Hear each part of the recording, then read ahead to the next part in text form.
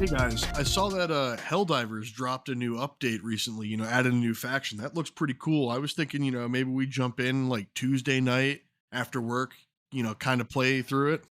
I don't know. Tuesday's not going to work for me. I'm getting my asshole bleached. Okay. I mean, Professionally?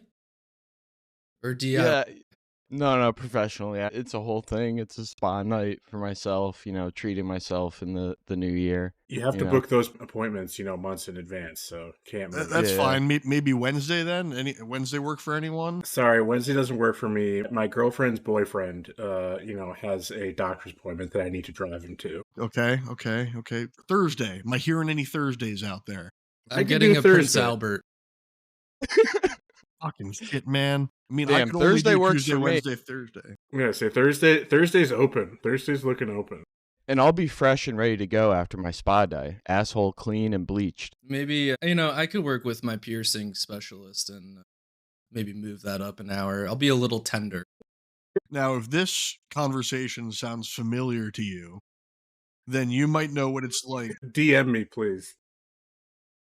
And seek Then help. you might know what it's like to try to book a multiplayer gaming session with your friends in adulthood. And that's what we're talking about today here on Campaign Comrades, and what I'm going to call the inaugural campaign chat room, which is our new free topic episode, replacing one of our gaming episodes because we are all too busy as is to be able to fit 12 extra games in a year. So we've reduced it by one per quarter. So now it's just 2 games and a chat room episode per 3 months. And the topic of today's episode is the modern state of multiplayer. It's a topic that I wanted to broach because it's something that we've kind of struggled with a lot here. And it's, it broadens on to a bunch of different, all the different types of multiplayer games that are out there, not about being appealing to everyone at the same time, never having the fucking time to be able to schedule something amongst everyone. Everyone's always got something going on. Right, like jokes aside, like you started the bit with Helldivers, and that update has been out for a month now. I think by the time of release, it's going to be almost 4 weeks, like almost to the day. So we've been, expressing interest in doing it. Yes, it was just, the holidays, so that scheduling problem is even more. Holidays of an issue, makes everything weird. We should just get rid of them. Especially when the holiday is on a weekday and you've got like a Wednesday. My cat is standing in front of my cat camera. cam. The U.S. Department of Labor would like to have a conversation with you. They think you have some I interesting. don't think that's the bold U.S. ideas. Department of Labor. I think that's Doge. I think they have some. I Yeah. think you've got some interesting ideas. You got a future ahead of you. Let me be clear. I still want the time off. I just don't want it to be holidays. I actually want more time off. Mike wants to suspend obligations. But I would like to point Yes, out that yes. Thanksgiving and Correct. Christmas too close together. That Should just be be one one family in a holiday. 1 month span. It 100%. should just be 6 Should just months be one apart. holiday. Saturnalia. Bring back Saturnalia. Just like make it all one holiday, one big one, and we'd be good. They need to be 6 Too months much family apart. time. Yeah. Thanksgiving should be August minimum. Then you can't be cozy while you think about the genocide of the indigenous people. So do the Canadians? Have you seen what November looks like recently? Yeah, November fair. is like Yeah. 60 degrees in Vermont and sunny. So do the Canadians actually have it right? Do we have to hand it to them having their Thanksgiving in October? I Still refuse to hand Slightly anything too to close. them. That as well. We've gone off the rails already. Love it. But As any chat room is going to do, right? Yeah. You're going to have somebody no one's dropped any posting slurs yet. propaganda. No one has no one has rage quit the chat room because someone brings up that they want to play Marvel Rivals and like, no, I'm playing Overwatch 2. Hint, they're the same game. That was actually one of the topics I wanted to start with. I was reading a Reddit thread yesterday regarding how since Marvel Rivals has popped up, Twitch viewership for Overwatch 2 is down 50%. And God. there's reasons for that because like all of the Overwatch streamers are going to be playing the new thing that's out because that's going to be what garners attention, brings people in. But I was sitting there and I did a little research, as the former Overwatch player amongst the group. Reformed. Yeah, reformed. As far as you don't know what I'm doing on a Saturday night.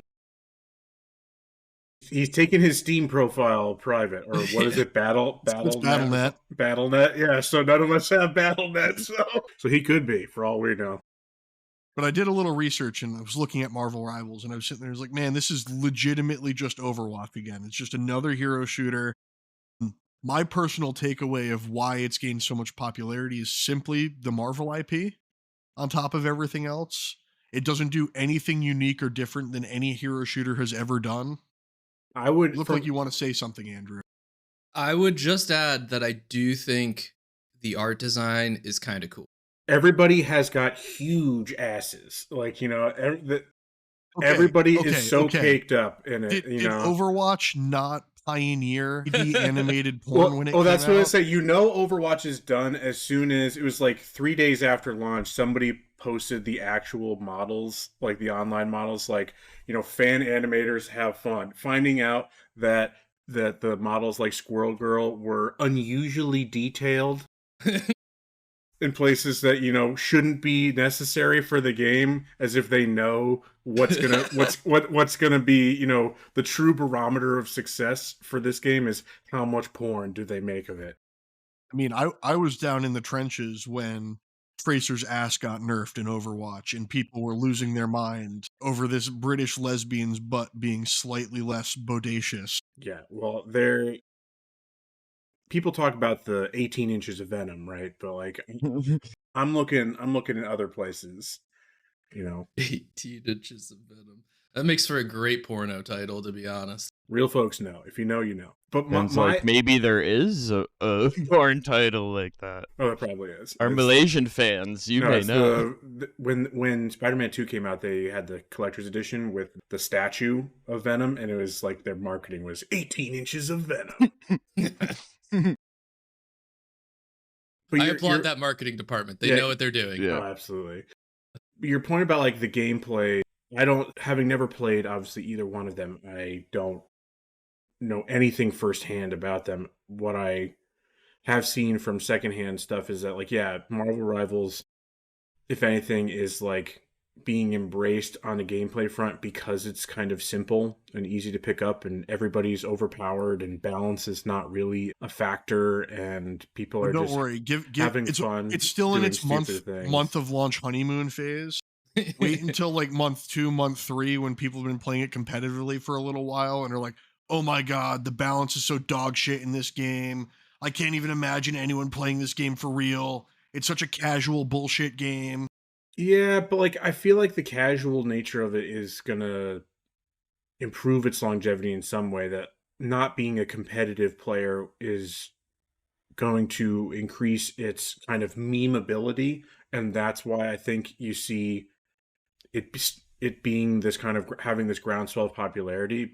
And I think that they can kind of keep, updating and making a kind of a content roadmap, just because they can just keep adding characters. They don't really need to worry about balance. They don't need to be like, what's the health of the competitive scene? It's like, which sexy hero can we put in, and how many cool skins can they sell on top of that? Overwatch at its peak was releasing 3 heroes a year, 3 maps a year, and then had multiple seasonal event game modes that would get thrown in per year. Okay. So I have a question about this competitive aspect. Are they like literally not doing a ranked gameplay format? Is that what you mean? No, they have a ranked gameplay format. The problem is that right now, because it's new and easy, they're not going to go through and start balancing and changing things right now. Every character is a bit broken. When you have a long-running competitive format, eventually you're going to have to go in and be like, okay, this hero has a 70% pick rate and has an 80% win rate. So we need to lower that, because it's, clearly dominating a meta pick versus this character. The land shark needs to be nerfed, type of thing.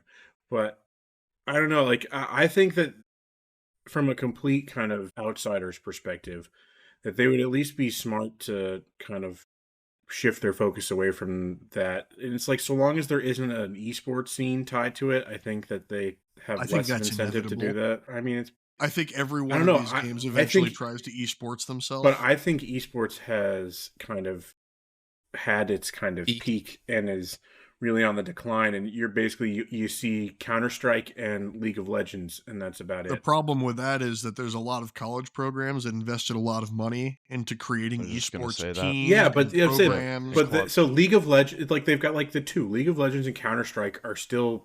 I don't know if they are actually profitable, but like marketable and have these I mean, kind of I would never go as circuits. far as saying anything League of Legends is marketable. Yeah, But I there's, mean, there's I like mean, a part of billion it, plus people who the disagree. funniest aspect of that was they spent, what was it, $250 million to fund Arcane. And then they came out like a month or so ago and like, yeah, we have no idea how we're ever going to make that money back. It's never going to, no one who watches Arcane is going to go play League of Legends. it's the great meme. It's like the wow, Arcane is so good. I wish there was an actual good game that it was based off of. I finished watching the second season of Arcane though. It has some issues with pacing because it should have had a third season, but it was good. Animation is still top tier. Yeah, that alone is a reason to watch. So, and Haley Matt, Seinfeld. Was that I just a just Coke did- sniff right there? did my line of coke, and I want to put you in my psychotherapist chair. This is something I have been longing to ask you, and I really want to delve in to what brought you to Overwatch, what kept you playing Overwatch, and like Other than what, mental illness, or like give us the specific mental illness at least. yeah. I mean, No, if you want like, me to why? fully break it Because down, because for me it's so antithetical to the type of gamer you are that I am very interested in getting into the psyche of Well, a I wanted to know reformed- why you left, right? That why, too, why you that started, too. why you stayed, and then why you left. The let's three- go back to phases. 2017. I'm working at GE. It's an hour and a half commute each way. Can you say I have that? to- yeah. He doesn't work there anymore. He doesn't I work there didn't anymore. specify which division. I'm working at GE. It's an hour and a half commute each way for me. I have to be into work at 6 in the morning. I leave at 4 in the afternoon. So he works in the microwave division Yeah, I was Under- gonna say the for microwave. Jack Donaghy. If I worked under Jack Donaghy, I wouldn't be leaving at 4 p.m. I'd be in at 4 a.m., leaving at 6 p.m. You'd have to bring your tuxedo to work. So I'm leaving for work at Am I a 4:30 in the farmer? morning. I'm getting home at 5:30 at night. I don't have a lot of social battery left after a full day of that. So what do? I put on a game where I can throw my headphones on. Be And I can berated in a just- chat room. Well, the thing is, I initially played non-competitive. I played quick play only. No chat. Just jump in, just, fuck around for like an hour or two and then go to bed. I eventually got pulled in because competitive, it's sitting there on the homepage, a big old badge. Like, how good are you at this game? Like, let's see how fucking good you are. And I was like, let's try out this season 2 thing. Let's just see what my rank comes in at. Jump in there, play my 10 placement games, comes out bronze, lowest tier, dog shit gamer. And it tweaked a part of my brain where I was like, I know I'm better than that. I can do better than that. So the next season I went in with a little bit more like practice and training in mind of like how to actually play the game, learning the heroes a little bit better. And I started at bronze because you basically start every season where you finish. Your placements can move you a little bit, but you pretty much circle around that area you ended before. And I went from bronze to platinum. I jumped 4 ranks. And that's where my sickness started, because I was like, oh shit, I can crawl out of the gutter here. I can do better. And so the next season kicked in and I went from platinum to master. And that was another that was more studying the game. That was, Genji just uses deflect. He doesn't have deflect for 6 seconds. That was knowing every hero's cooldown off the top of my head, knowing the sound of a hero's footsteps as they're walking around the corner, so that I could tell if I'm about to be ganked That's by a sicko tracer. mode. You studied the way of the blade. Yeah. I See, mean, no, he's- I was This is a former college athlete. He's studying the tapes, folks. Yeah, yeah, yeah. essentially. Film review. I watched a lot of Twitch streams in my free time of Overwatch play to get because I played support. I was a support player. I was not a weeaboo playing Genji or Hanzo. I was not DPS is my passion, playing Tracer and feeding constantly into enemy territory. I played tank occasionally because no one fucking plays tank in that game because everyone thinks it's a thankless job, and it is. I You played like off. playing tank and support, at least with us. You fall into those. I mean, it's the stuff I have the most experience with. My cat is just dancing across my camera. I usually get stuck into the DPS trap. I'm like, I like seeing number go up. Yeah. That's I like, 100%. I See, like doing. my trick was that I played Zenyatta. Zenyatta is a secondary support character Sounds who, very if you play horny. him right, will end the game with the highest damage done because he just kills shit easy. And that was my secret. That was my secret cap. I'm always playing DPS even though I'm support. And that's how I climbed, was because it didn't matter how bad the rest of my team was. I could keep them alive and kill things simultaneously, which was creating, that good feedback loop. The toxicity really started to kick in after that season when I climbed to master. Stuck in master for 2 seasons, I shouldn't say stuck in master. That's the second highest rank you can achieve, and it's fucking perfectly acceptable, but not to me. There were so many instances of getting to that rank up match where one more win gets me to GM, and then it's like the game was stacked against you, where all of a sudden you've got 2 teammates who like don't know their left from their right. You got a kid who's playing on a controller with his mouth instead of mouse and keyboard. You've got the person who like joins into chat to tell you that he's going to intentionally grief and then just disconnects his mic. We love Agents of Chaos and competitive multiplayer. Yeah, that's pretty games. awesome. I'm not gonna lie. Yeah. That was based. I mean, you say that Doing now. God's work. That type of thing is what led to me stopping playing. And it wasn't necessarily a voluntary Exactly. stopping of playing. That's why it was God's work. It was the Overwatch moderation team telling me I wasn't allowed to play anymore. That's right.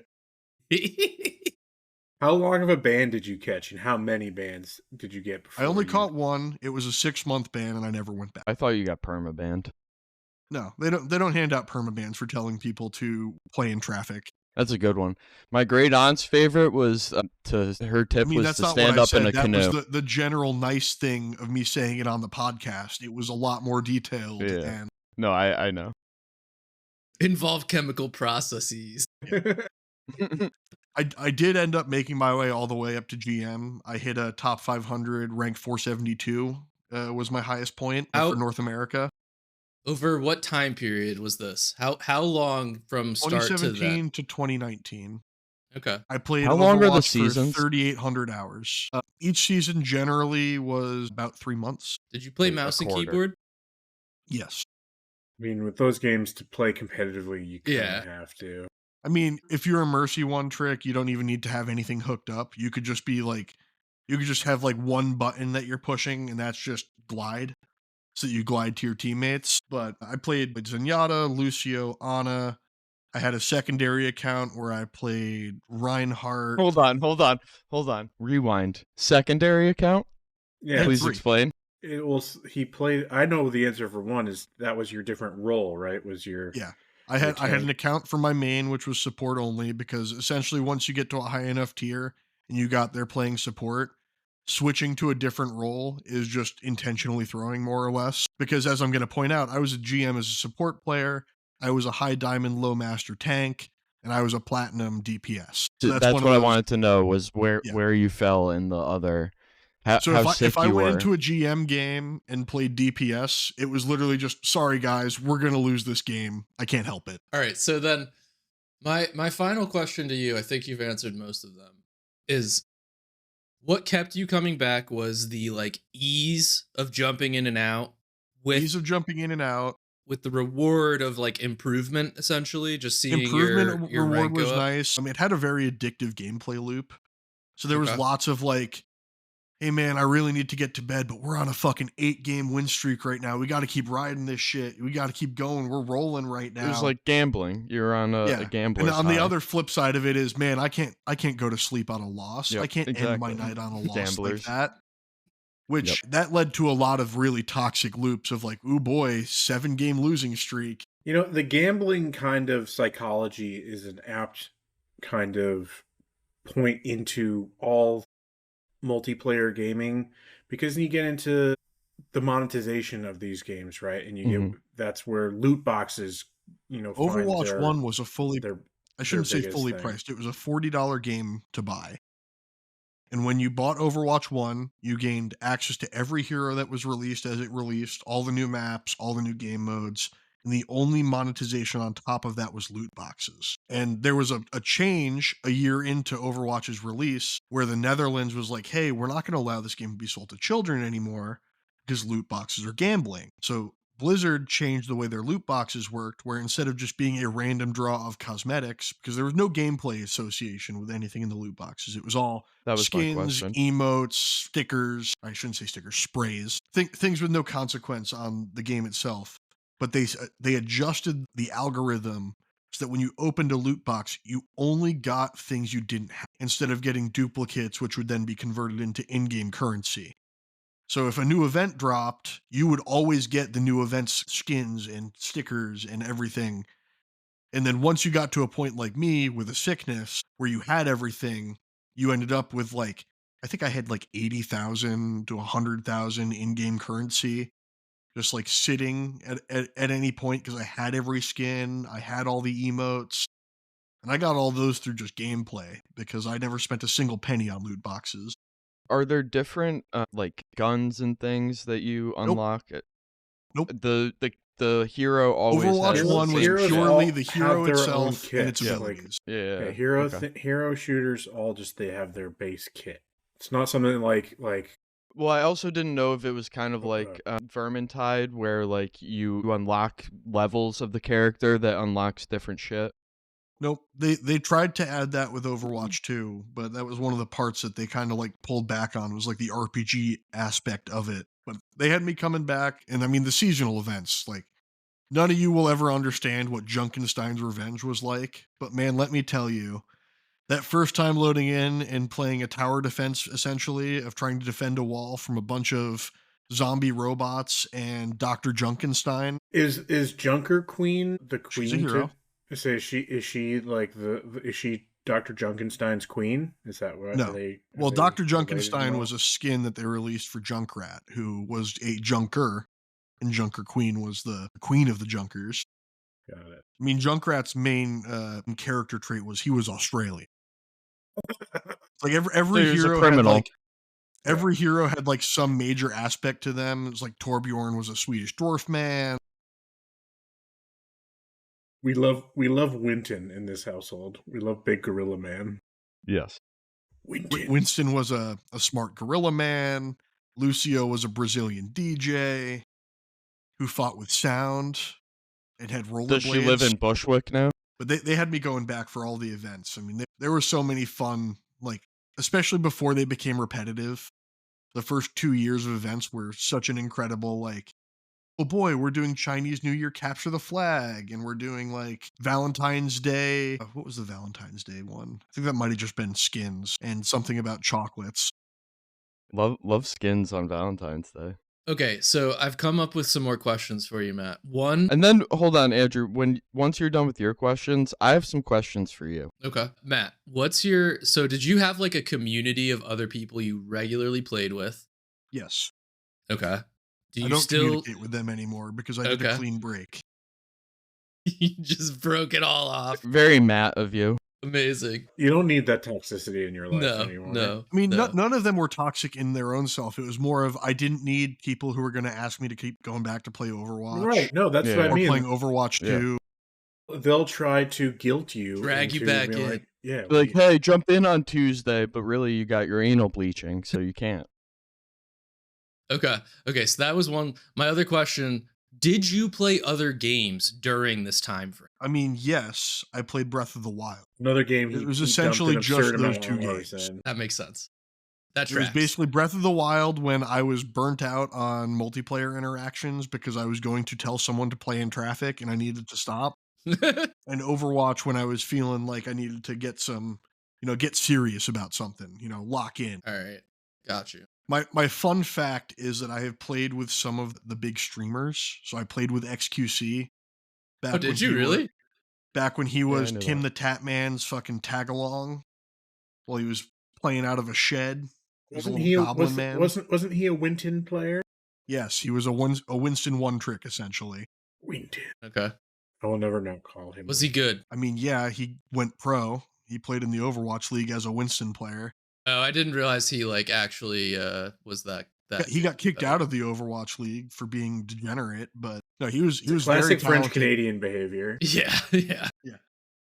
He was very talented, but he was also my least favorite person to play with because he would blame every other person on the team for why things weren't working when he couldn't communicate properly because he spoke at like 1,800 words per minute Yeah. and just was incapable of expressing anything he was doing to anyone in a legible English sentence. Because it's not English. It's Like, okay, dude, I'm XQC's going in now, own dude. Okay, dude, language. we're going in, dude. Okay, dude, we're going in, dude. I'm dead, dude. Why'd you help me, dude? Dude, okay? Dude, I'm Okay. gonna have my chat dox you, dude. Okay? This is a fascinating time period of your life to me. I hope you understand that. Oh, completely. But what's weird is that it's like not that long ago. I mean, no. I mean, it's the before COVID times. The before four. But like I don't know, yeah, it's like I never had you kind of pegged as that kind of as that kind of gamer. I realize as I'm saying it how pejorative that sounds. I mean, I kept on the raps mostly. Yeah. He Like, knew. I He wasn't the knew. type of He hit person it. who, if someone was like, "Hey, let's go to Burlington to hang out," I wouldn't be like, "Nah, dude, I can't go because there's a Overwatch season ending soon and I got to get my rank up." Like, I wasn't that type of a person. I was also one of the sick degenerates who did play end of season games because I did get some sick enjoyment out of watching people like desperately trying to climb to end in season while there were also people desperately trying to lower their rank intentionally so that they could fuck around at a lower rank for reclimbing. It's a peaceful life. Really? A man of your talents playing on platinum rank? It's a peaceful. I will say that every rank had their ups and downs. You know, there was always the like, oh, if I just get to gold, it'll be better. If I just get to diamond, it'll be better. If I just get to master, it'll be better. If I just get to GM, it'll be better. Platinum was the rank. It was the rank where everyone accepted I'm decent, I'm not great, I'm kind of dog shit sometimes. We can win, we can lose. Platinum is where true competition you can Mm-hmm. where enough once you enough got to enough of diamond and enough above, mix it of was skill like, and luck and fate. yeah. When you get diamond and above, it's pure toxicity and like, well, I'm a good player, so clearly you're the one who doesn't belong here. Let me look at your previous season's hero win rates. Oh my god, you're playing Lucio and you have a 48.2% win rate on Lucio, That's fucked up followed that by you a can text see chat to the all chat asking people's everyone to report him for for cheating throwing. and to get him banned. Like that's really shitty on Blizzard's front to allow people to see that level of detail about You see, the somebody problem else's was Blizzard went profile. through That's fucked retroactively up. afterwards and like, you can set your profile to private so that only your friends can see your profile, which meant that now when people went to check your profile, if your profile was private, they would You're like, just oh, assume that you you're had dog shit. win Oh, rate. you're bad. You're bad. You don't want to show off how good you are. Yeah, that sucks, dude. That shit sucks. That's not why I play games. Like I love that they gave chat the ability to mog people for their advanced stats. right. These Like, metrics are dog shit, bro. that's awful. I'm sure I there's mean, I'm not people gonna just lie. like spending I all their never was time on outwardly metrics. toxic about it, but if I was suspicious of someone in a game, I would look at their profile and be like, Junkrat, you've played him for 2 hours and have a 1% win rate on him. You sure you're doing this because you're being serious? Oh my god. So before like any of the rest of us throw any judgment around, we do have to like kind of own up to any or all of our I was gonna say Andrew has a And lot so of destiny. on Andrew, his- yeah, exactly, Destiny, exactly. That was what I wanted to attack Andrew for. Well, it's This different. is not a chat where we're attacking people. It was I fully lovingly opened up the attacking. fact that I'm I was ready- willing I'm to ready talk for- about my Overwatch time here See- because it's I'm totally comfortable attacking everybody else because I am based and pure and do not have any skeletons in my closet. Do I? I don't know. I'm just saying. I don't I'm think only so. speaking for myself. Although I did play a lot of the first round of the Battlefront remakes. Oh yeah, me too. Me too. I played a bit of that. But like And I nothing played like- some Destiny. But like nothing. Well, I think Matt is the only competitive yeah. Right. The amongst competitive us. thing fit right in because I just got out of college sports and I needed something to keep me wanting to win. Yeah. Tickle your brain in that way. You hadn't had the years to kill that drive in you. No, now But I have those years under my belt, and it's one of those where it's like, if someone tried to drag me back, I can't. I'm gone. I'm past that New part of my Retired. life. Destiny is perhaps a decent entryway into like the whole kind of FOMO aspect of multiplayer gaming, being like a looter shooter type of thing with, special events, to Mm-hmm. You don't want to even miss more. out on that high tier gun. Yeah, because even more, because, to Mike's earlier question about like what were like the rewards for events of things in like Overwatch, it was never, gameplay focused. Okay. Whereas something But like first off, if you looters, missed out on the Witch Mercy skin, you were basically just ruined for the rest of your life because sure.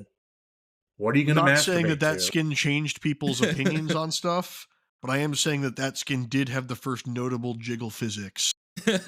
So like, yeah, what brought you into Destiny, Andrew, and what kept you Yeah. coming back? Was it anything to do with that kind of the FOMO?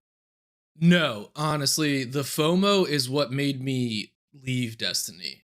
Like that was the aspect of Destiny 2 that they truly expanded on from Destiny 1 in a way that like was no longer enjoyable. I started playing Destiny, the first one, like a year into its release, and I didn't have to spend money. I didn't have to do anything. I didn't feel like I had been missing a whole bunch of content. I was able to just catch up and enjoy like the Destiny 1 new. was a pretty full featured game when it came out. There was what, 3 Yeah. expansions? Yeah, I believe there were 3 DLCs, and it was much less of a quote unquote live service game the Yeah. way it is now. Did you play when Peter Dinklage was the Yeah. Yeah, Really, I did. he still existed in a year. I thought they patched him out relatively early. It was Yeah, that's why I was they curious. patched him out like a month after I started playing. I like essentially started playing when like right before that happened. And then they patched him out and replaced him with, I think it's Nathan Fillion, right? If I remember correctly. No, he's one of the characters. Yes, no, he is the character. It's the other guy. It's the guy who voices Nathan Drake, I believe. Nolan North? Yeah, Nolan North. North? Yeah. Yeah, That's why right. I because he's like the living embodiment of Drake in my opinion. Like that's who I picture as playing that role would be Nathan Fillion. Anyways, so yeah, Destiny, I was drawn to the PvE aspects of it, and my older brother played, so like being able to jump in and play PvE missions and advance the narrative while also shooting the shit with him in an environment where like ultimately what's happening in the game doesn't really matter all that much was just an all around enjoyable gaming experience for me. Once they started, and this is with Destiny 2 essentially, I played Destiny through its kind of retirement more or less, but then Destiny 2 just had so much constantly changing. There was constantly new meta. It It was always like felt, every week they had yeah, new they do like tons of new guns and shit. shit. Yeah, because I have to admit that's one of my skeletons was playing Destiny 2 on Andrew's PS4 when we lived together. I definitely had a phase. It was a few months, Let him but yeah. play on your profile. Shame. No. I created my own PS4 Okay. like account Okay. or I'm just whatever, making like sure guest because account. if I let someone onto No, my Overwatch no. profile, I would have No, I would lost never my do mind. that.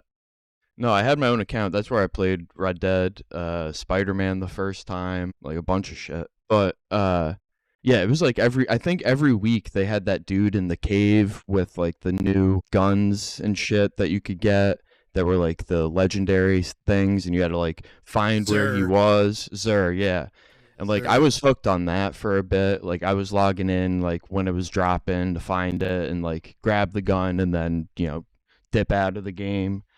Like they definitely like hooked you with those different drops, those the seasons, like, or whatever they call them. It wasn't like a 3-month thing. Like they were constantly adding different like mobs or whatever, and different like event drops of fucking, double XP and, bullshit like that. They really had it, they were filling your tank and Did depleting your. Destiny ever do the vaunted free to play weekend? It I was think always so. free to play. Well, Destiny 2 is free Yeah, to play. Destiny It 2, is yeah. now. It was not initially.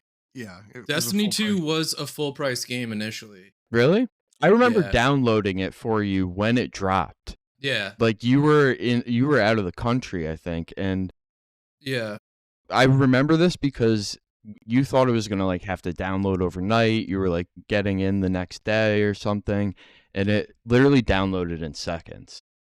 Yeah, you're right. That's precisely correct. And yeah, it Wouldn't was a happen full price. wouldn't happen anymore because like Destiny 2 is like 150 plus It was gig still a game. pretty big gig game. Like that's why it was surprising. It had to be over like 60 at least at that point, and it was like, we thought it was going to be especially with other people downloading it because it was like, right at drop type thing. I just brought up the free to play weekend because that was when multiplayer games were still monetized, where it was a game that you would buy. A free to play weekend was the gateway drug. And I used to specifically mark those weekends as weekends I wasn't going to play Overwatch. 'Cause it's like, oh boy, here comes a wave of people who've never played this game before who are gonna like Oh, flood the so it was like servers. you could just download it and play for free that weekend. You didn't have to buy the Yeah, the it was $40 purchase price or Call of whatever. Duty was one of the pioneers of that, where they would do Huh. a free to I play didn't know weekend to that. try to get people to hooked and then get them to buy the game at full price. But this is all before games became largely where multiplayer games largely became free to play as the way of, infecting And people's minds. and then just hitting them with microtransactions. That's because it really all like, I don't want to say like any one game was the genesis or started this movement in particular by itself, but Fortnite really did kind of kick it off because I'm sitting here remembering what Fortnite was originally. And I'm not talking, oh, Fortnite 1.0. I'm talking about the tower defense Fortnite, where you had to defend like a rocket from alien zombies and like build stuff to get the rocket to launch. And then they added a battle royale mode as a fight because PUBG became extremely popular on Twitch. Did you ever play original Forklift? Fuck no. I played 1.0 when it came out, like for a little bit. I have played 1 hour of Fortnite in my life, and it was because it was like, I'm going to see what it looks like on my Switch. Yeah, that's funny. I remain pure. I have played not a single second of Fortnite No, I've in played. my entire life. That's another. I got a lot of skeletons apparently, but they're short bursts of Well, that's of the whole point of a free to derangedness. play game is that there's so much less involved in like, oh, I'll just download it and try it.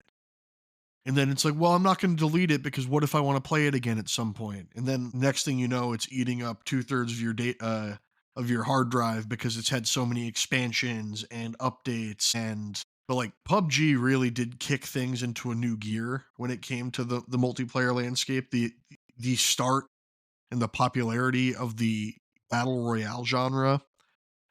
None of you really watched Twitch at the time, but it was like a light switch went off and everyone was playing. Everyone was going in, and dropping, getting into their new zone, wearing a fucking frying pan on their back. Why? What do you think attracts people to the like?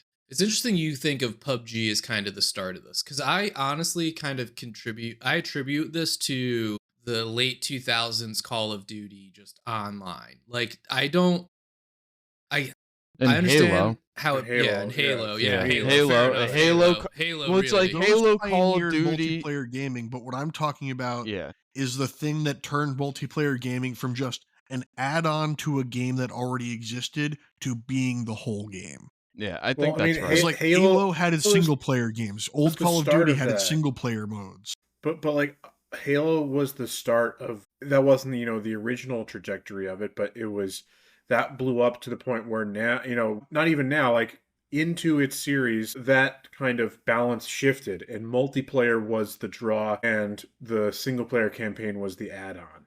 Yeah, and And I think that's like the path. Halo is the reason why I don't play multiplayer games. It's because I would log in and just get destroyed by the sweats. So it was not fun to me. So I'm like, no, it was the realization that I would have to dump so much time and energy from the jump. The fact that I like came in a year late, it's like I'll never progress anywhere. I will never get good enough to start, build, or I'll never have the chance to build skills to be more competitive because, I get killed in like 30 Basically. seconds. Yeah. So yeah. it's like, and then you're in the constant respawn cycle, and it just wasn't fun. It wasn't fun to me. So the most fun I ever had with Halo, and it's just a funny story just because of where it was, is when we played locally in the high school computer lab. The high school science computer lab had Halo Ghost installed. Like, you had to go in and find it, and you would just Yeah. play. It was like a LAN party. It wasn't online. You're just playing with everybody locally, and we all sucked, so it was fun. But that was like the real break point for me. It was like, dip my toe in. Oh wow, I'm just getting smoked immediately. This is not fun. I'm not going to play this type of game. That's really, yeah, I'm totally with you, Ben. It's why I've mostly stayed away from online multiplayer. And that's the reason why Destiny actually did interest me enough, is because of the online PvE. Like, I can't handle playing the sweats. They make that shit so boring to me. Like, Yeah, at but you least the see, computer gives me that's a what the chance. algorithm is for. You're supposed to be playing in skill-based matchmaking, Yeah. which is supposed to pitch you against people of the same skill level as you, which creates a full other toxic loop of discourse around the games where it's like, well, everyone in this game is so fucking dog shit. It's like, well, you're in a skill-based matchmaking server, so joke's on you. You're also dog shit. Yeah. Until you have one good game, and then it puts you in with the grandmasters, and they're Yeah. just Well, that's fucking your shit up. Overwatch had two separate. You had your overt rank, which was the visible, like, this is where you are. You're a 3,800 player. You're a 35,000 player. That's where your rank falls. But they had then the hidden MMR, which was much more manipulative. And that was the one that was behind the scenes, where it would say you're playing a casual matchup. It's not going to be like, okay, this dude is Grandmaster. Let's put him in a casual game with silvers, because that's going to be really fun for all those silver ranked players to get fucking Widowmaker sniped from Absolutely across the map. dumpstered. Yeah. Like, hope you enjoy walking out of spawn and getting spawn camped by a Genji player who is on 17 layers of G Fuel. Just so much lead But coursing through their my only system. thought with PUBG being the genesis is that PUBG was when, like, streaming and the esports aspect of things really started to knock up, and it became this, like, wow, I can watch so many people play PUBG. There's 50,000 viewers in this Yeah, chat room watching a that is PUBG kind of like match. a perfect storm type of things. A lot of things were just kind of went right, and a lot of things were just coming together to create this upswell of popularity. Yeah, it was Yeah, the and rise of Twitch. It was I'm the gonna rise watch my of favorite streamer, that kind of Lieutenant thing. Eddie, have fun with his friends and crash a Jeep and, kill his friend, S-Fan. Yeah, and I think just as Halo is like a turning point in the early 2000s for, multiplayer games, like PUBG is another turning point here where That's where the battle royale genre started. That's where the circle closing in on really, the map started. And then and Fortnite fucking everyone ate its shit. exactly, and everyone will attribute it to Fortnite, but yeah, it's PUBG and then Fortnite just running away with it. And the success of Fortnite, and in lesser sense PUBG, is what kicked modern gaming studios into their, like, well, we can do this too. Because that's when all of a sudden you got your Apexes, you got your, I mean, I'm going to date myself a little bit here. You got your Lawbreakers, if anyone remembers Lawbreakers, fucking horrendous launch. Battleborn, Paladins, Wow. Concord, anyone? Rust, sweet Concord. I don't recognize any of those three names that you just Yeah, listed. nope. Mm-hmm. And I feel good about myself that I don't. Same. You should feel bad that you know them. I'm a fan. But there just became this trend of studios chasing Fortnite, where it's like Fortnite makes, a more $1 billion. Yeah, I was just saying, at that early stage, it's like kind of stupid not to try to, make one, because yeah, you could just print $1 billion. And, like, I don't want to say that Fortnite doesn't deserve the money it makes. I've made my opinion known before that I view Fortnite as the modern babysitting simulator, similar to what Minecraft was in the early 20s. But it's one of those, like, the shit that I see about Fortnite on Reddit whenever, like, a new season or whatever, it's a fucking fever dream. It's like Peter Griffin and Thanos are dropping in Fortnite. That shit is And they're gonna- hilarious, though. It And That they're really shit gonna is is. fight hilarious to me. Godzilla and And Martin Luther King's going to be giving his "I Have a Dream" speech in the background. Well, There was an Palpatine island- drops the new, Oh, yeah, Star fuck. Wars. That's how we learned that Palpatine team was back. Yeah. There was an island dedicated to Dragon Ball Z episodes. Yeah, that's fucking sick though. That's culture right there. Yeah. You just go in, you drop in, and just watch DBZ episodes. There's a generation of children out there who their introduction to Dragon Ball Z was watching it through Fortnite. And well, that's someone was doing the floss as Goku. That's slightly above the people who were introduced to Dragon Ball Z through 15-second TikToks of episodes cut up. You know, we've kind of like danced around this a little bit, but like one of the real reasons why I don't like live service games, and it's a reason why the business model is so problematic, is the fact that they are all consuming, that they are the only game somebody plays, that they play for the 3,500 hours that Matt played Overwatch. 38. Okay, Yeah. sorry. Get it correct. Yeah. Come correct. You know, so I could never, see myself being in, like, I got to play the field, man. I'm a certified player, right? You can't lock me down, can't get me to commit type of thing. But no, for real, it's like, I don't. The aspects of these games. How's that shit not get boring? How's that shit not get boring? Since they've gone free to play, it's finding ways to add new seasons of content that draw you in, that make you play the entire season. So you have to fill out your battle pass. So you have to. You don't want to miss anything. It pains me to defend something like Fortnite. It really does.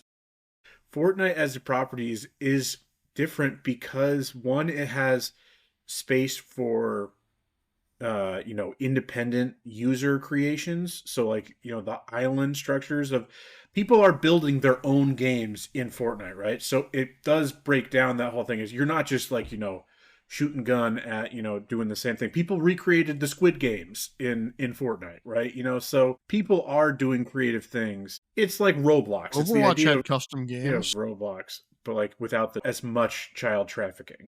My favorite Overwatch custom game was called Flight of the Valkyries, and it was an infinite flight Mercy with unlimited ammo, and you would just fly around shooting other flying Mercies. So, I mean, I don't know. It's just like, I could never, that's why I can never be the sweat who's just getting, who gets good at something like Halo. But it's what they wanted, though. By making it free to play, it's like, okay, I'm going to download this, and then you're going to constantly get those social media updates of like, a new Fortnite season just dropped. I need to log back in and play It's also the same. That's the pass is going. Yeah, it's the FOMO stuff that we were talking about. But like, that's the same reason why I don't. If I don't finish the battle either. pass, I won't have Peter Griffin. If I don't have Peter Griffin, all my friends will know I'm a loser.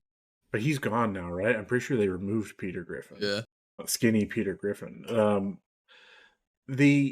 But it's the same type of reason why I don't play MMOs. I don't log in. How will I get my Jujutsu Kaisen spoilers of a character who has not been shown in the manga or in the anime yet in a specific manga only setup? But like, me just mentioning MMOs is like, I wanted to talk about with you guys as well. Like, another reason why I shift away from the mainstream multiplayer is because they're all just shooters, right? I find it all, samey and kind of boring. Whereas, you can put your monocle on and say that they're derivative. But then something like an MMO RPG, which is like, I'm an RPG player. I love RPGs. It's not all I play, but it is my like probably preferred genre. But I can't play things like that because the kind of the daily grind, the FOMO, that level of shit just is off-putting to me. I can't justify spending all of my free time in that one area. I've said this in other places. You would never survive the WoW servers of 2005. For different reasons. I mean, I could take the toxicity. It's just the repetitive nature of it. Just bores you could me never to do what Sam Stein did when it came to farming RuneScape gold in school. Yeah, I mean, I don't have that grind set. We should have had Joe back on the podcast. Didn't he play RuneScape? Wasn't he a RuneScape player? Yeah, probably still does. That's where I am with you, Ben, on that. These things just get boring to me, and I don't want to commit to always having to be on top of it. I'm someone who doesn't even finish a like single narrative game without playing something else. Like, I can't fucking do that shit. It's just not. The funny part about it is I'm someone who will absolutely grind the shit out of a single player game. I will make sure I have every loot drop, I have every piece of armor, I've got maxed out characters for everything. Definitely don't look at where my characters are at in Metaphor. It's kind of disgusting. I like to see a story through to its end. I'm in the middle of you two, right? Games have a start and an end, and then you move on. Exactly. It's like I get closure with them, but like I don't need to feel the compulsive Yeah, so that's why desire you to log into see or feel Fortnite, you win everything. your chicken dinner, and then you never play again. It's just like I struggle to see the appeal for some people. Only the only insight I have into the popularity of multiplayer games like this in the single obsessive playing is a certain kind of materialist observation in terms of, you know, particularly if a game is free, the only upfront cost is whatever hardware, right? You need a console or the PC to play it Most of on. those But are most free to play multiplayer games are playable on phone now. yeah, you can play it on your phone too. Exactly. You can play Fortnite on your phone. I think you can now. You couldn't for a while, but I think you can again. The Epic and Google Yeah. shit and Apple, or I forget where the state of that is. But I mean, one of the things about that was that you were specifically segregated, where tablet and phone players were in their own queue, just so they playing wouldn't get themselves, paired up with someone on computer versus someone on console. which is probably how it should be done. Yeah.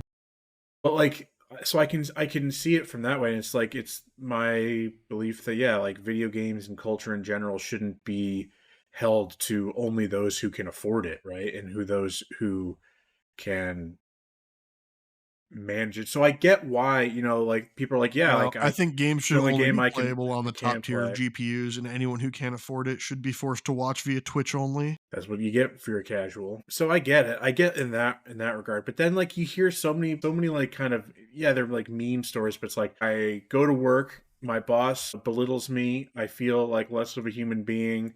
I come home, I boot up Call of Duty or FIFA and proceed to just raise my blood pressure another, 20 points by just getting angry for this one game, and then I go to bed and I repeat the process over and over again. It I just mean, it's that's just guaranteeing an early death, which, I mean, for yeah. some people. I guess, but like I don't know. It's just I struggle to kind of square the circle. It's like I understand why it's the only option for some people, and I don't judge them for that. But it's just like I don't see the at that. It's like at that level, what are you actually getting from it? There one thing that we haven't really talked about is the possibility for community, right? Is building relationships through these games. How is that actually borne out in practice? How often does it I don't really know. just I always devolve get a into the little bit grossed toxicity? out. I always get a little bit grossed out when there's a Reddit thread where it's like, I met my just flew wife to playing Valorant.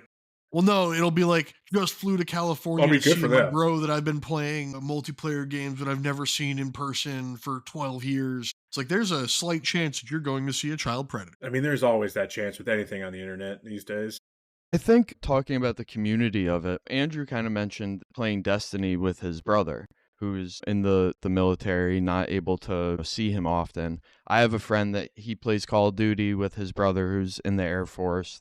That's how they spend time together is through these multiplayer games, like chatting while they're playing. So I think that if you're purposeful with it, like you can't, it is a way to keep connections and maybe not so much a broader community, but at least more personal connections when you're using it as a way to spend time with people that you don't often see, and like you're both kind of relaxing and in this like low stakes, high stakes at times in the game, but like Let's low be real. stakes It's low for stakes. It's low stakes. yeah. No, you could do some deep diving and find our footage of when we played Halo Infinite together. If you really, really zoomed in on my camera, you'd see a vein pulsing out of one side of my skull. With an anime checker hash mark on it, just anger. I- But yeah, I yeah, think for those interactions, like it is useful, and like people do use it for that purpose, and I think See, that's I, like I go a partially good. the other way though, where I feel like it does also cheapen social interaction in a way. Where there are so many people now where that's the only interaction they have with people, whereas just hopping into Discord and playing games with Yes, them. But I'm not And it's talking like, about those people. I'm no, I talking was just about adding this as a yeah, secondary aspect of that, where it has become the only way that some people socialize. 100%. And I think that is bad, but I think using it for like this, long Like, distance relationships in a sense, long distance Yeah. friendships. I had an old Like we man have the yelling at clouds. podcast to do that. You know what I mean? Like that is our way of like staying connected regularly. So like, just Or in a jumping group into chat full of COD. memes. Yeah, which other people do, but this is more of a, talking and like more personable connection than, just sending, text messages and memes.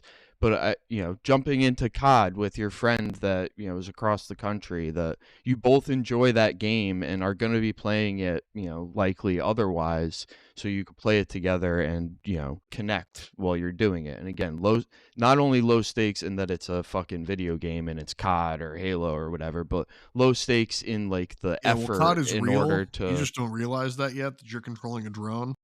Yeah, I mean, soon we will I be. am actually a tier 1 operator.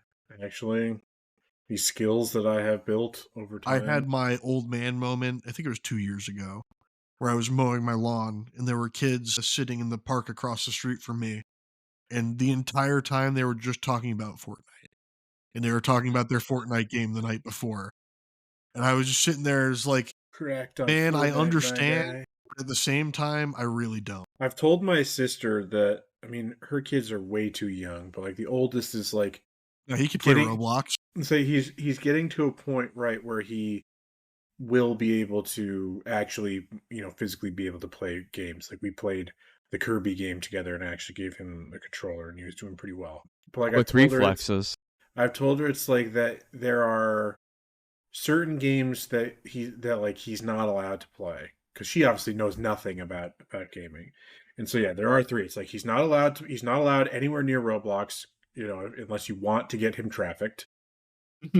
And groomed by somebody. So that's just a no. But then the other two are Fortnite and Minecraft. And it's not because I have any ideological feelings about them whatsoever. It's more just that will be the only thing that they do and the only things that they play. And they can come to them later, but like, don't like that, like for a while, you should encourage them, to play games. There are plenty of studies that come out now that I love to forward to my own mother, who never used to let me play video games as a kid. Take that, dumb bitch. Yes, it's like look, this would have improved my problem solving skills from a young age, and all those studies and shit that we see. I would like to say that you should add a fourth game to that caveat list, and it's not a game, it's a series. Sonic. You should never be allowed to play Sonic. Even the new None one, of it's them. the There's remake. It is a gateway drug into becoming a furry. Hey, we don't kink shame here. Just saying, if you want to go to your nephew one day and then see Amy Rose up on his wall, feel free. He is allowed to speed run though, because he might create a new leftist ideology while doing it. No, his first game needs to be Dark Souls 1, and if he can't beat it, then he can't play any other game. Yeah, until he beats Dark Souls 1. He's like 40 years old, still trying to beat Dark Souls. It's gotta be Dark Souls 2. 40 years old and can't beat Dark Souls 1, he's not a gamer and shouldn't be trying anyway. No, the first game that I ever played with him was classic Doom, because that was my first game. Like raising gotta pass on the tradition, yeah. And like that is not a scary or gory game at all, because it's just bright pixels. It's pixels. Yeah, it's and it's blue. Pixels. It's like blue blood, isn't it? Anyway, he doesn't know that that's blood. No, it's red. But like, he's like, you don't know that that's blood. It was green on Nintendo 64. It's just a bunch of pixels. Yeah. Nintendo had a thing about blood on the Nintendo 64. Yeah, I remember. That's why I wasn't sure if they just did it on. You should have started him with Doom 2016. yeah, there. That's a little bit of a different visual experience. Turn him into a metalhead. Death metal. Just turn him into a Magic player. I actually like my nephew. Yeah, it was a joke. It was a joke. I wouldn't. He needs to shower. Yeah. He's already sticky. He doesn't need to be smelly. I was gonna say, becoming a Magic player is it's a debuff. Yeah, debuff to your charisma. -5 to charisma. Become a based Yu-Gi-Oh player. Hell yeah. -10 to charisma. According to game store owners, Yu-Gi-Oh and Magic players are pretty much equal in the don't shower and aren't clean department. They're very greasy. They're very greasy. But like, yeah, the greasiness of single player games, though, in my opinion, in gamers, does not compare to the absolute slime that gets thrust It's upon the it's mean, multiplayer literally the gamer. South Park episode. It's like, get, Mom, get the whole packets when Cartman's just like playing WoW and shitting in a bucket and just like I don't know, eating the hot South Park clip I pockets sent yesterday of them playing 40. It's unrealistic because the turns are not taking an hour. forever. You know. I'm not speaking It's- ill of your father, It didn't but make your father's turns make me want to Yeah. play in traffic. I enjoy that I share those games with my dad and I'm able to play them with him, but it's not fun. It's at the same time, it's not fun. Not only are his turns forever, but playing against his army is not fun. I would agree with that. It's like, oh boy, you're a what? Toughness 12? Great. I can't hit you ever. Got it. Impervious. Yeah, in Oh, and terms you of get like to reroll, and you get to reroll, and you get to reroll, and you have an invuln, and you get to reroll. competitive like multiplayer stuff is so much more fun though when it is in person compared to just again seeing the random stranger who's telling you to kill yourself and calling you a slur is Well, it's not the most encouraging experience. you've kind of brought up the aspect of like the PvE versus PvP side of it. I mean, the real way to do this is just co-op, which is why Helldivers did so well. It's why something like Baldur's Gate multiplayer does better. Yeah. Vermintide.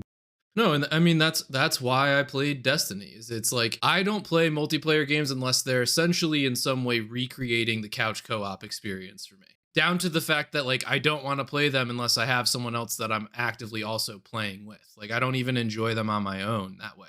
I was absolutely one of the sick people, and a lot of people back then in Overwatch acknowledged that I had a sickness for it. I loved playing with randoms.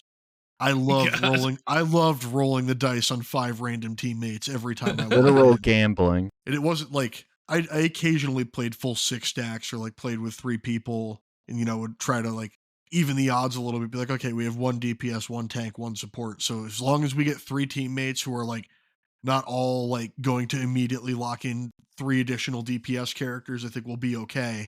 I loved just opening the game up and being like, okay, what am I playing with for teammates? Ooh, DPS only, DPS only, DPS only, DPS only, and a tank player. Okay, we might be able to make this work. That's how you draw it up. Schemed it up that way. I mean, my most fond Overwatch memory was a game that was essentially over, more or less. It was a best of 5 matchup, King of the Hill, essentially, on the control point, and we were down 2-0, and the enemy had the control point for like 95%. It was about to be over. And essentially, one by one, everyone had just switched to like meme DPS characters because they were just slowly giving up. And then I finally gave up and I switched to my meme DPS character, and we flipped it and won because the enemy team was basically like, we don't know how to play against this strategy because they don't have a strategy. Chaos Yeah. wins. Yeah. Hell yeah. This That was makes no sense. We can't combat it. It was just watching the enemy team go from like completely organized and just dominating to slowly like one person changing and then one person changing, then in an all group chat, a like text fight happening for like they've given up and are throwing now. You can't bait against when the other team doesn't know what they're doing. Pure chaos. We've had a pretty good go of it though. I mean, I feel like this was a good discussion. Yeah. It was a more free flowing kind of just walk through multiplayer discussion. Yeah. I just want to ask where we think it goes. Like, do we continue to see these free to play games? I know we've talked about this some. Like, what's happened with Concord? Like, what do you all think? Like, are you expecting this to continue? I am. yeah. I don't think it's dried out yet. I think The there's thing still is, change dragon. for Another every 10 Concord failure, all it takes is one success, and you could have 5 failures that are completely outshadowed immediately in money. One success can make you more money than 5 failures. It's another 5 to 10 years before the like meta on that There will be changes. there will be new things. Someone Yeah. will change it. Battle Royale, hero shooter. There'll be another thing But- that comes up, but it'll never go. But 10 to 15 years, we'll have like the Ready Player One type shit going on. So like that'll be the new meta. I We'll be mean, like locked into okay, go 10 to 15 years into the past and then jump to now and then think for real that you're going to get that much of a jump in 10 to 15 years from now. I mean, I was being hyperbolic, but it's just like the fact that like it's going to be the next worst step of exploitation that these companies could use. NFTs failed. Like the NFT, NFTs in these games, and like the fact that essentially people were going to be like mining for fucking NFTs or whatever the fuck they thought was going to happen. That was their new way of exploitation that they tried to spice things up a couple of years ago. That all fell apart. So they're just going to, they're going to keep trying new exploitive things that are probably going to fail until they find the one that fucking sticks, and they're going to run with that. I think we're going to see some sort of bubble burst at some point in terms of a current model. I don't think the successful games Yeah, but the are bubble's going to burst away. and Fortnite's still going to exist. That's what it's saying. Is like I don't think that the mainstays are going to go anywhere. I don't think Fortnite is kind of at the point of too big to fail. Yep. It's got too much momentum. I mean, every company now uses Fortnite as a secondary way of marketing. Yeah. Because like Disney even is just like, yeah, it's sure, its own have platform. all of our shit.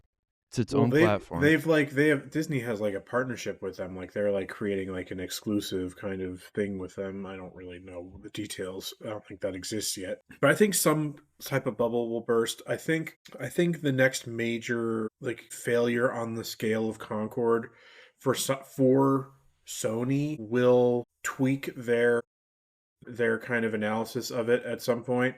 I still think that they, in terms of largely their prioritization. So I used the terminology of bubble burst, but I don't actually know if it will play out that way. I think there will be a watershed moment of when views change and priorities change a little bit, and that they will become more focused on them. They're not going to do we've got 6 more in the tank, and Fair Games is coming out and nobody knows what that is, or there's no marketing, there's no ground for that, yet they've still put in how much fucking money into that. I think there's going to be there's definitely volatility in it that I think will remain, and I think that there's going to be some change forthcoming. They can't keep failing, because that's the thing. There hasn't been a huge success on that scale in long enough. Helldivers hung on for a year as a $40 buy-in game. But that's not the scale. But that's nowhere near the scale. That's still absolutely nowhere near the scale. I mean, $40 per game sold versus free to play with. But both in terms of the investment and the return, the scale is completely different. Like you're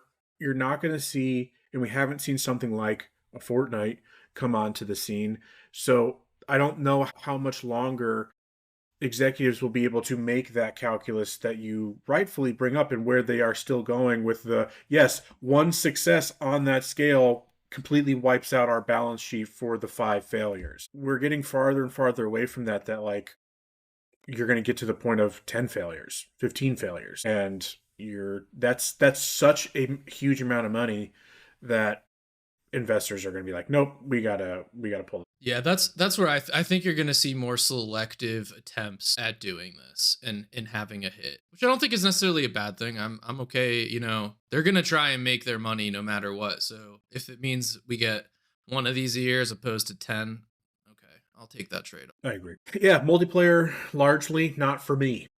That's just kind of, and I don't think that's going to change anytime soon. Like I do have sometimes I am like, yeah, I'd love to have more opportunities to just kind of play games and shoot the shit with you guys, but like whether it's in terms of scheduling or just like interest, right? Like I get burnt out on shooters, right? Easily. And so it's not just like, it's our tastes diverge enough that like it's hard to find something that we can stick with, that we can get any type of closure on. Because Matt and I talk about this, like, we're not going to start a co-op game that we're never going to see the end of, right? Like take our Divinity our Divinity thing, which we only put in about like 50 hours, but like stretched over so much time. It's like if we continued to do that, we'd still be playing today.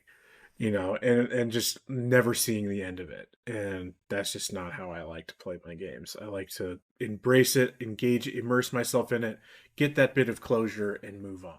I engage with culture to broaden my horizons, my perspectives. I like to try different things. Calling Doki Doki Literature Club culture is one way of going about It it. indeed is culture, sir, and I am going to insist that we cover it on the podcast at some point. February game. Fascinating little game. Yeah. Well, Matt, thank you for bringing this episode to us. This was a nice discussion, and we're definitely at a good time here. Yeah, I definitely wasn't put on the fire and like told to defend my Overwatch time. That's fine. All right, that'll do it, I think, for us today. In terms of plugs, you can just follow us on all the socials. It's either at CamConPod or just Camping Comrades, wherever. Maybe I gotta take another look at the schedule. Maybe keep an eye on the YouTube page. Matt and I might finally get around to doing our PS5 Pro retrospective. I think I've now played enough different stuff on the Pro to have some thoughts. I've played some good things. I've played some bad things. I've played some old things. Games. I played some old things, but I need to have that breadth of experiential stuff to bring towards it, because the technical stuff just goes woo. So that's where you You're come the in. anecdotes. Yeah. How do you not understand what teraflops mean? Nope. Is more teraflops better than fewer? I guess because number Yes. is Big number better. Yeah. Yeah, but flop makes it sound like it's bad, so you might want less. I don't want my thing to teraflop. I want it to Yeah. terrasoar. Yeah, I don't know. That's a fucking dinosaur. Get out of here. Yeah. I do love my dinosaurs. Hey, they make minerals. They're in our computers, are they not? Yeah. Yeah, Yeah, that's like true. these things are, thinking If rocks. you want to get real technical, they make the oil that powers our electricity that then runs our computer. Yeah, there you go. Folks, thank you so much. We will see you next time. Think we're off, right? We're off next week because no tabletop game. Yeah, The week after would be an that out, yeah. adaptation we would need to pick. Yeah. Yeah, well, we're going to log off and we're going to talk a little bit about some stuff and figure out when we're going to talk about some stuff. So, folks, thank you so much. We'll see you next time. Happy New Year. Bye-bye. Bye.